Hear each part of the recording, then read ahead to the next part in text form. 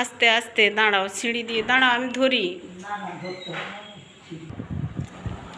এখন ঠিক আছে।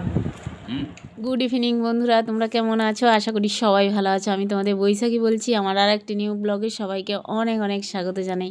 সন্ধে 7:45 বাজতে যায়, এখন থেকে ব্লগটা শুরু করছি তোমাদের সাথে নিয়ে। আশা করি আমার ব্লগটা তোমাদের ভালো লাগবে। গরম তো খুব পড়েছে, যেমন গরম তেমন রোদ।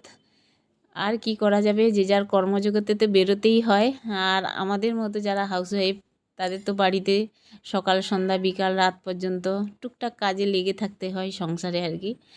তো দেখো সন্ধেবেলা এই যে বসছি ঠাকুর ঘরে এসে আর কি। কয়েকদিন তো ব্লগ দিচ্ছিই না, এই গরমে শরীরটাও অত ভালো নেই। তবে আজকে ইচ্ছে হলো সন্ধে থেকে ব্লগটা শুরু করি। ঠাকুর ঘরে এসে বসছি, সন্ধেবাতি আগেই দেওয়া হয়ে গেছে, অনেকক্ষণ আগেই। আর এগুলো দেখতে পাচ্ছ, এগুলো হচ্ছে ধুনো। ঠাকুরের কাছে ধুনো দেওয়া হয় না, সেই ধুনো আর কি। আমাদের বাড়িতে কয়েকদিন হলো ফুরিয়ে গেছে ধুনোটা। আমার বেশ ভালো লাগে ধুনোর গন্ধ। তো আমি রুমে দিই আর কি। তোমার শনি মঙ্গলবারে তো এমনি দিই, যখন ইচ্ছে হয় তখনই দিই। বৃহস্পতিবারে ধুনো দিই আর কি। ফুরিয়ে গেছিলো, হাজব্যান্ডকে বলেছিলাম নিয়ে আসার জন্য। কয়েকদিন বেশ হয়ে গেল, আর হাজব্যান্ড আজকে নিয়ে এসছে আর কি। আর ছাদে ওঠার কারণ হচ্ছে এই ধুনোটাও নিয়ে আসলাম, আর আমার হাজব্যান্ডের জামা প্যান্টগুলো কেচে নিয়ে এসেছি ছাদে মিলবো বলে।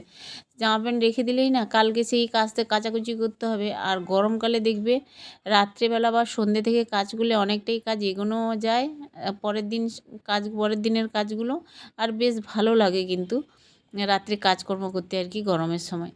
তবে টাইম কলে জল ধরা ছিল, ওগুলো দিয়ে কেচে কুচে নিয়ে এসেছি মিলবো। জামা প্যান্ট এখনও মেলা হয়নি, কাঁচা আছে। ভাবলাম ঠাকুর ঘরে এই ধুনোটা রেখে দিয়ে আসি, এঁটো টেটো মিশবে নিচে রাখলে। আর গুঁড়ো করে নিয়ে আর কি, এই জন্য হাতুড়ি দিয়ে গুঁড়ো করে রাখলাম ধুনোটা।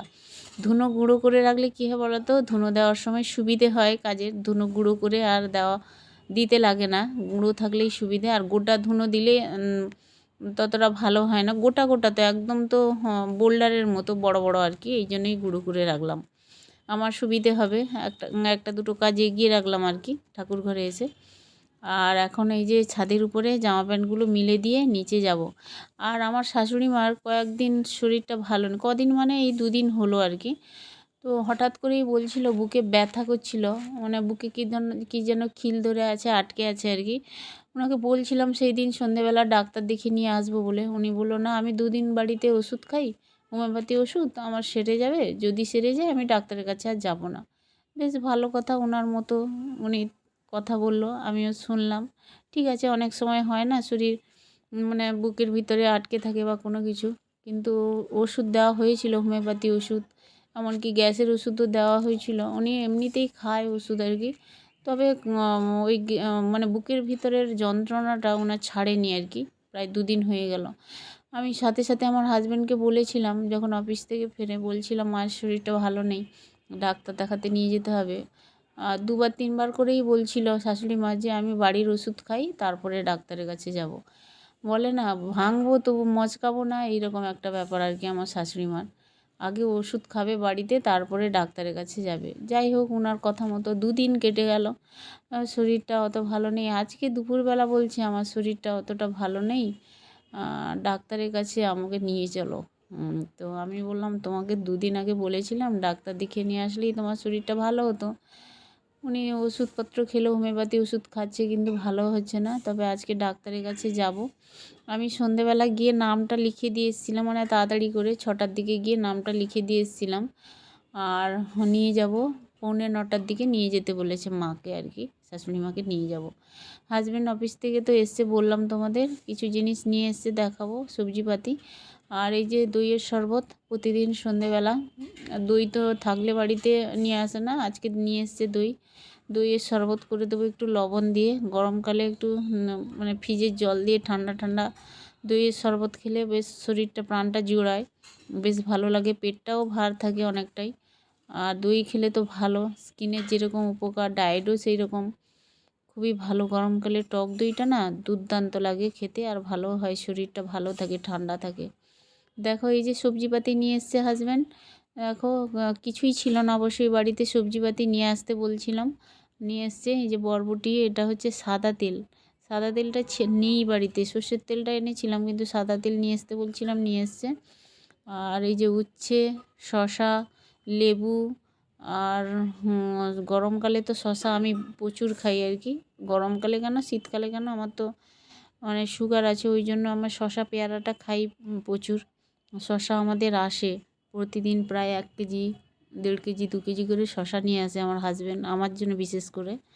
তো এখন শরবতটা দিলাম, আমিও একটু শরবত খেয়ে নিলাম, দইয়ের শরবত। আর এখন এই যে সবজিপাতিগুলো গুছিয়ে রেখে দিয়ে যাব, আসলে রান্নাবাড়ি করব আর কি। মাকে যেহেতু ডাক্তারের কাছে নিয়ে যাব বললাম, নাম লিখে দিয়ে এসেছি, আগে ডাক্তারটা দেখে নিয়ে আসি। আর হাজব্যান্ড, আমি আর শাশুড়ি মা যাবো।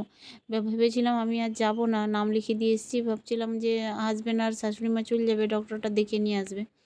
কিন্তু মা বলল না, তুমিই চলো, তুমি না গেলে হবে না। হাজব্যান্ড বলল তুমি চলো। বলো কি কষ্ট হচ্ছে তোমার, বলো। বুকটা ব্যথা হচ্ছে হুম। আর এত ব্যথা যে মানে জোরে কাশতে পারিনি, মেশার হইলে কষ্ট, কারণ ধাপ নেওয়া উঠতে কষ্ট, বুঝতে কষ্ট। নিচু হলে আর কি কষ্ট হচ্ছে। ও চলো ডাক্তারের কাছে নিয়ে যাই, দেখে নিয়ে আসি। হুম, চলো। চশমা পরো, জল নিয়ে যাব, চশমা পরো। আর এই ব্যাগ নিয়ে আসবে। কি যে গেলা চশমা পরো। মুখ কোথায়? মুখ বসছে। এই নিচে লাগা, দিকে আয়। কষ্ট হচ্ছে, কি করবো আর। হ্যাঁ কষ্ট তো হবে, চলো ডাক্তার দেখালে কষ্ট কমবে, ওষুধ খেলে। চলো। হ্যাঁ, ওঠো ওঠো ওঠো ওঠো, আস্তে আস্তে ওঠো।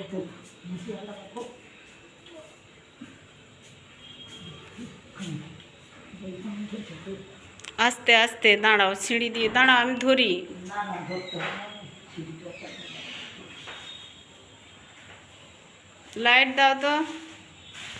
বন্ধুরা এখন ডাক্তারের কাছে যাব, তাড়াতাড়ি করে। হঠাৎ করে মার শরীরটা খারাপ করছে আর কি, নিঃশ্বাস নিতে কষ্ট হচ্ছে বলছে, বুকে ব্যথা করছে। এই বেরোচ্ছি, একটু জলের বোতল নিয়ে যাব, তারপরে করে বেরোচ্ছি। এ মামন, তোয়ালেটা দে তো, তোর তোয়ালেটা দে রে।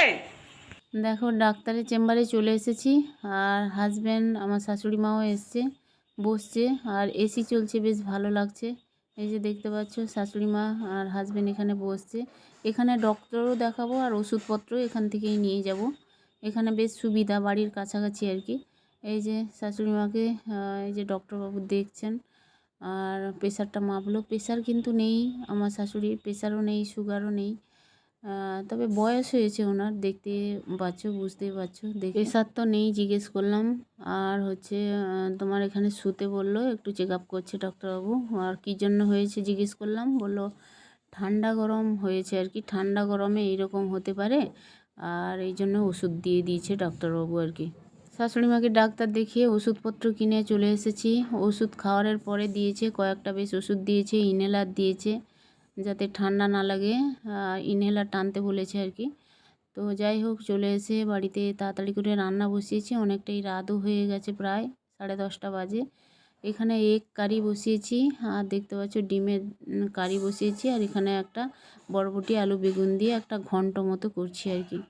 তো আমি আজকে বাইরে রান্না বসিয়েছি, এই যে বাইরে রান্না করছি, ভীষণ ভালো লাগছে, বাইরের হাওয়াটা লাগছে। আর মানে রান্না করে না প্রচণ্ড গরম, ঘেমে ডুবে যাই, অস্বস্তি লাগে আর কি। কিন্তু বাইরে ভীষণ ভালো লাগে রান্না করতে, হাওয়া বাতাস লাগে আর কি।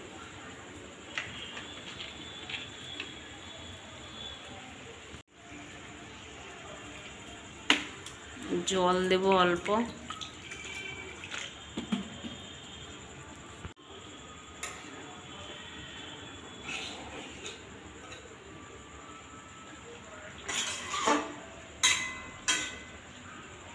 ভাত করে নিয়েছি।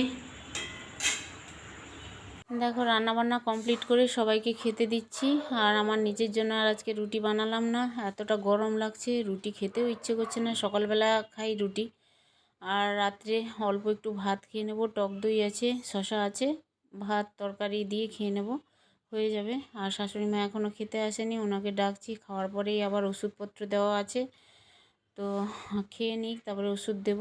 আর দেখো পরে এসে ডিমের ঝোলটা দিচ্ছিলাম, নেবে না, ভাত মানে তুলবে আর কি, ভাত এত খাবে না। পরে এসে এরকমই করে আমার শাশুড়ি মা, বুঝলে, ভাত খাবে না, ভাত তার পাতে তুলবে। এবার সবার ভাত খাওয়া হয়ে যাচ্ছে, অর্ধেক ভাত খাওয়া হয়ে গেছে, উনি বলবে তুই নে এনে, প্রথমে আসলেই হয়ে যায়। এই আচরণগুলো আছে আমার শাশুড়ি মার আর কি। তো যাই হোক, চলো বন্ধুরা, খেতে দিতে দিতে আজকে ব্লগটা এন্ড করে দিচ্ছি। ভালো লাগলে লাইক কমেন্ট শেয়ার করে সাবস্ক্রাইব করে পাশে থেকো।